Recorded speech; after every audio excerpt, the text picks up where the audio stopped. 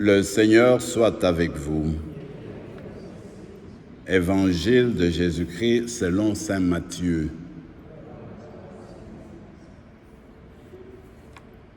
En ce temps-là, Jésus disait à ses disciples, « Ce n'est pas en me disant, « Seigneur, Seigneur », qu'on entrera dans le royaume des cieux, mais c'est en faisant la volonté de mon Père qui est aux cieux. » Ces jours-là, beaucoup me diront, « Seigneur, Seigneur, n'est-ce pas en ton nom que nous avons prophétisé, en ton nom que nous avons expulsé les démons, en ton nom que nous avons fait beaucoup de miracles. » Alors, je leur déclarerai, « Je ne vous ai jamais connus, écartez-vous de moi, vous qui commettez le mal. » Ainsi, celui qui entend les paroles que je dis là et les met en pratique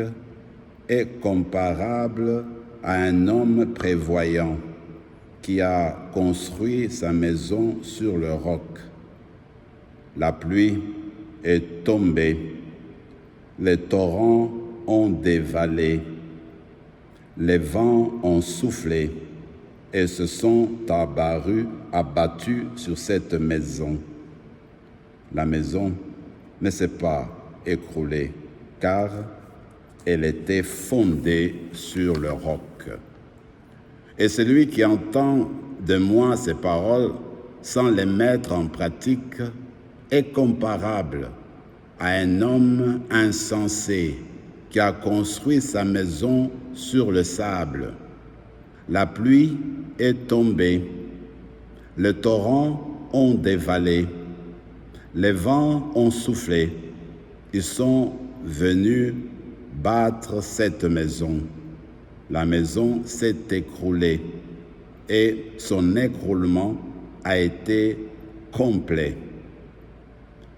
Lorsque Jésus eut terminé ce discours, les foules restèrent frappées de son enseignement, car il les enseignait en homme qui a autorité, et non pas comme leurs scribes. Acclamons la parole de Dieu.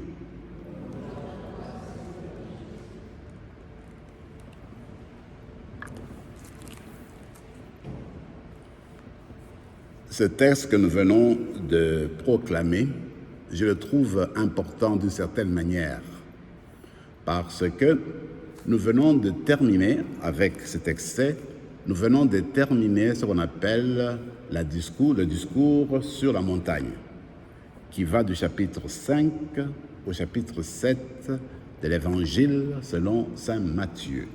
Maintenant, à la fin, justement, ce qu'on vient de lire, le Seigneur est en train de nous dire ce que vous entendez là, ce que je viens de vous dire, ce que je viens d'enseigner, ce que vous avez vu, entendu.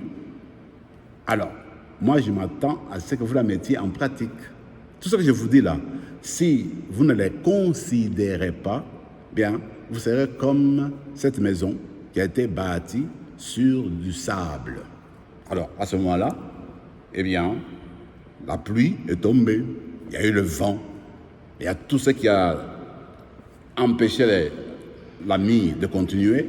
Voilà que la maison va s'écrouler parce qu'il n'y a pas eu du solide, il n'y a pas eu le roc, voyez-vous. Alors, c'est quoi le roc?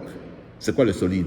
Alors, le Seigneur dit, le roc, le solide pour notre vie spirituelle, c'est accepter, écouter la parole de Dieu et la vivre, la faire entrer dans nos cœurs, dans notre vie, pour que cette vie, ce qu'on a enseigné, l'enseignement que le Seigneur a donné, que cela puisse produire des fruits, c'est-à-dire finalement en pratiquant ce que nous entendons, en pratiquant ce que le Seigneur a enseigné, en pratiquant la parole.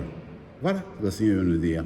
Alors tout ce qu'il dit là, tout ce qu'il a porté, c'est pour que nous les prenions en vue de le prendre en nous, ça devient dans notre cœur, ça devient nous-mêmes, ça devient comme notre sang, comme quand on mange, ça devient notre sang, eh bien cette parole-là va être mangée par nous et elle deviendra nous-mêmes, de sorte que quand nous allons mener notre vie avec notre vie physique, eh bien, c'est cette parole qui va jaillir, qui va sortir de nous-mêmes, parce que nous avons été changés par cette parole-là.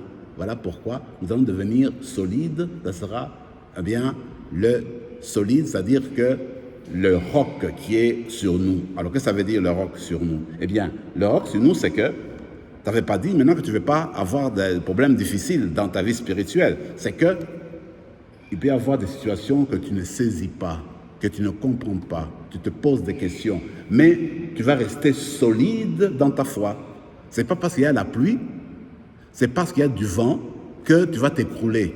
Tu seras solide parce que ta foi, la présence du Seigneur est fort en toi, avec la parole que tu as reçue, avec les enseignements que tu as reçus. Tout cela a été capté, entré dans ta vie de tous les jours et t'a porté la force d'aller toujours au l'avant. Voilà ce que le Seigneur nous propose aujourd'hui. Donc, la chose à faire, moi le premier, c'est que la parole de Dieu que nous entendons, c'est pour être servi, c'est pour l'accueillir, l'entendre, le ressasser en nous et puis demander la transformation en nous pour que cette parole continue à nous guider comme de la lumière. Voilà le sens. Très rapidement, quand le Seigneur dit voilà, eh bien, il faut faire la volonté de mon Père. Ce que je disais au début de l'enseignement, eh bien, la volonté de mon Père, c'est quoi? On peut se dire, oui, mais qu'est-ce que Dieu veut nous dire? Est-ce qu'il veut nous en pousser à faire un plan, à suivre ce qu'il veut, A à Z, en fait, pour ne pas aller très loin? Moi, je me dis, faire la volonté de Dieu, c'est tout simplement faire du bien. C'est tout. Non, je te pose la question, la situation où tu es, mais qu'est-ce que Dieu attend de moi? Qu'est-ce que Dieu veut faire? Écoute, la volonté de Dieu, c'est que tu fasses du bien. Il ne veut pas que tu fasses du mal. Quand tu fais du mal, ça ne peut jamais être la volonté de Dieu. Jamais, jamais, jamais. Alors, la volonté de Dieu, c'est faire du bien. C'est faire que les autres puissent s'épanouir, s'épanouir et puis avancer. Voilà ce qu'on peut comprendre comme la volonté de Dieu. Alors, on va continuer notre célébration. Remercions le Seigneur qui nous a donné depuis quelques semaines de méditer sur le discours, n'est-ce pas, sur la montagne. C'est le premier discours qui en a 5 dans le discours dans l'évangile de Matthieu. Alors on va demander que le Seigneur, avec ce qu'on vient d'entendre, que ce qu'on reçoit, que ça vienne du solide, qu'on vive ce qu'on a entendu par nos actions, par nos gestes, par nos attitudes, et que cela puisse porter beaucoup de fruits autour de nous. Amen.